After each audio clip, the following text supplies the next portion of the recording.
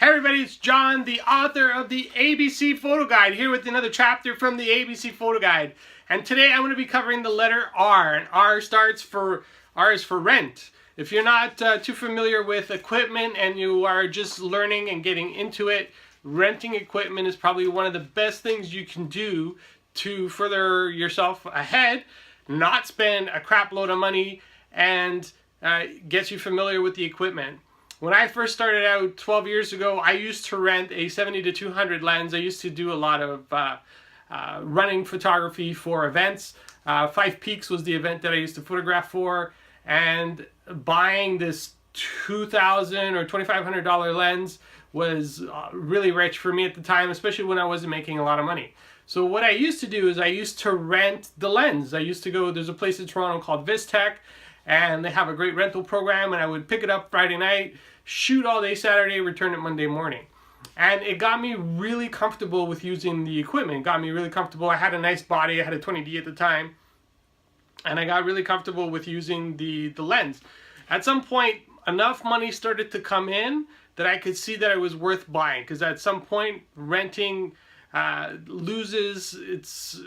actually costs you more to rent than to buy. And at that point, I was getting enough work and enough people paying for my stuff that I just ended up buying the lens 2 years later. But it was a great way for me to get familiar with it. Even today, every once in a while I'll rent a lens that I don't have in my collection.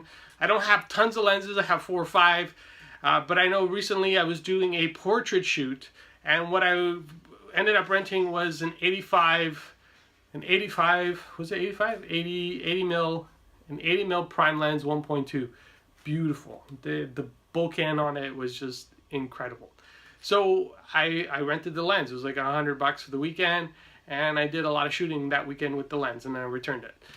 Not enough for me to go buy it because it's a very specific single-purpose type of use, but great lens. And if you are getting into it and you're just learning and figuring out what it is you need, rent what you need first, and then go buy once the money starts coming in. This way you start pulling up, creating a reserve of funds that help you figure out what it is you need, and you don't buy a whole bunch of excessive stuff that really doesn't help. So there you go. R is for rent. And here's a quote at the back. Any fool can know. The point is to understand. And any fool can know that you can buy a bunch of stuff. If you got lots of money, go ahead. But don't be the type of person who buys a bunch of stuff and then doesn't know how to use it. I was at a shoot. This guy had brand new, he had like top of the line everything.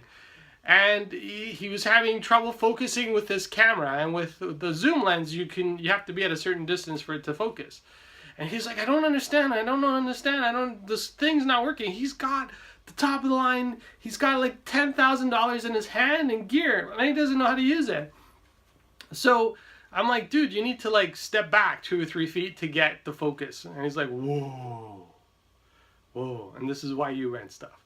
So there you go. Don't be a fool. You know, understand what it is you need and go get it. All right, everybody, that's me. That's John, author of the ABC Photo Guide. If you want more information about the book, click on the link below. There's some links to Amazon. You can check it out. All right, everyone, have a great one. Ciao.